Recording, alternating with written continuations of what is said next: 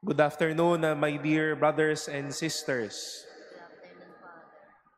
We have the Advent season to prepare ourselves to receive Jesus, to celebrate the life of Jesus present in our hearts on Christmas Day and for every day of our lives. And today we were given the very person of Saint Joseph to teach us how it is to receive Christ Himself.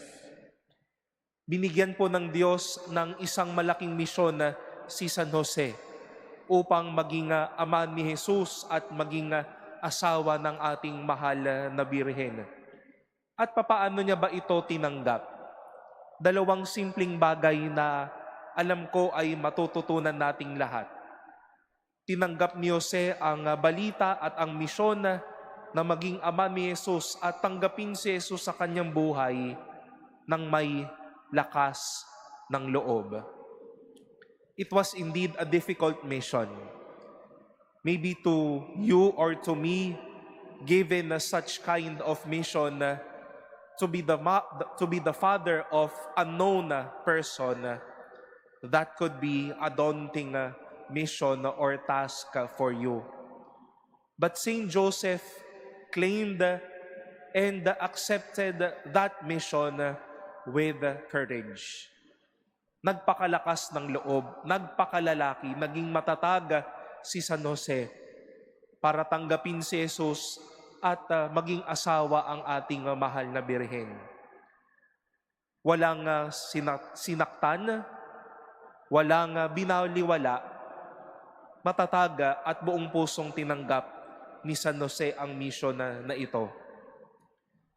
At sa kabilang banda, hindi lang naman tapangan niyang tinanggap si Jesus bilang isang misyon. He accepted such mission in silent faith. No words were uttered by Saint Joseph, but mere silence and action. Mere silence and faith. Nanalig siyang matapat na ito ay malaking misyon, pero pinanghawakan ng pananampalatayang kasama ang Diyos, harapin na ang mga bagay na ito. We are just in the middle of the last month of the year. We will be welcoming a new year next month.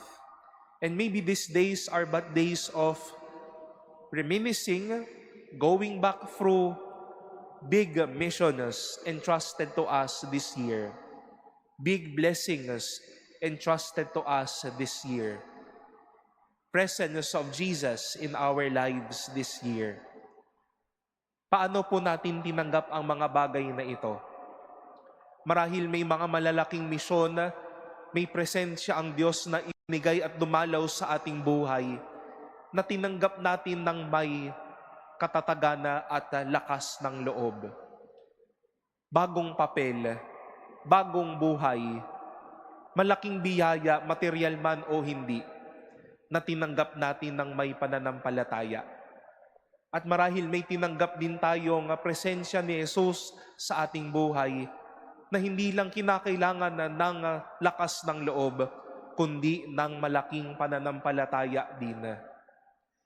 Malaking misyon ng may malaking pananampalatayang pagtanggap dito.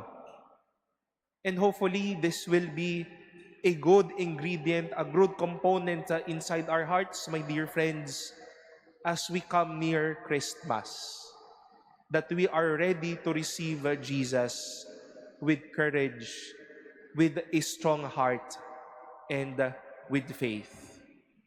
Like Saint Joseph, my dear friends, he embraced his mission, his very son, with courage and with faith.